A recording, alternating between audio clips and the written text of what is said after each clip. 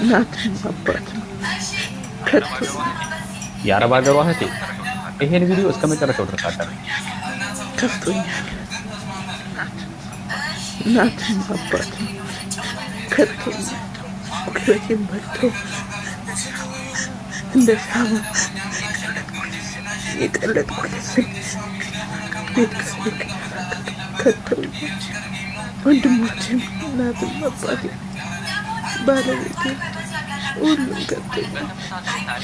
በተመሳሳይ ታሪክ በዘመድ በወገን በእናት በአባት በእህት በወንድም በተመሳሳይ መንገድ ገንዘባቸውን የተበሉ አምነው በእነሱ አካውንት እያስቀመጡ መጨረሻ ላይ ምንም ገንዘብ የላችሁም የተባሉ በጣም ብዙ ሰዎች አሉ። ገንዘብ ትዳር ያስክዳል። ገንዘብ ወላጅነትን ያስክዳል። አረብ ሀገር ሄደሻልና ገንዘብ እንዳፈር ዝቀሽ የምታመጭ ነው የሚመስላቸው። እናቱ ለራስሽ መኖር ጀምሪ። ዛሬ ላይ እየተቃጠልሽ ያለሽው እኮ ነገሽን ለማዳን ነው። ሲኖርሽ ነው የሚፈልግሽ። ከሌለሽ ማንም እኮ አይፈልግሽም። እዚህ ሀገር ላይ መጥተሽ ሰው ሀገር ላይ የምትከራተችው እሳት የሚያቃጥልሽ የማንም የሰው ፊት የሚገርፍሽ እኮ ዛሬ ዝቅ ብለሽ ነገ ከፍ ለማለት ነው። ከእህታችን ብዙ ነገር ተማሩ። ግድ የለም ዛሬ ይጥሉሽ፣ አትላኪ፣ ልጄ ነሽ አይበሉሽ። ነገ ግን ገንዘብ ይዘሽ ሀገር ቤት ስትገቢ ያከብሩሻል፣ ተንበርክከው ይቀበሉሻል። ሲኖርሽ ሁሉም ይፈልግሽ።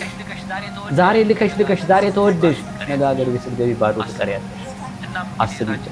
እናም እንግዲህ እህታችን እንደሰማችኋት በራሷ ባመነቻቸው ቤተሰቦቿን ይፍቃድ ጊዜዋን እድሜ ዘመኗን ሁሉ ገንዘቧን ሁሉ የበሏት ዛሬ ላይ ባዶ ነው የቀረች። ማንም አይፈልጋት።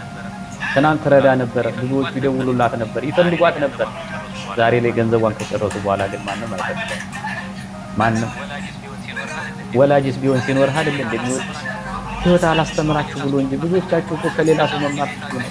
እናም እንግዲህ እህታችን ይሄ ቪዲዮ ከደረሰሽ እባክሽ በውስጥ አውሪ። እርግጠኛ ነኝ እንደዚህ ተመሳሳይ ታሪክ ያላችሁ ብዙ ሰዎች ይኖራሉ።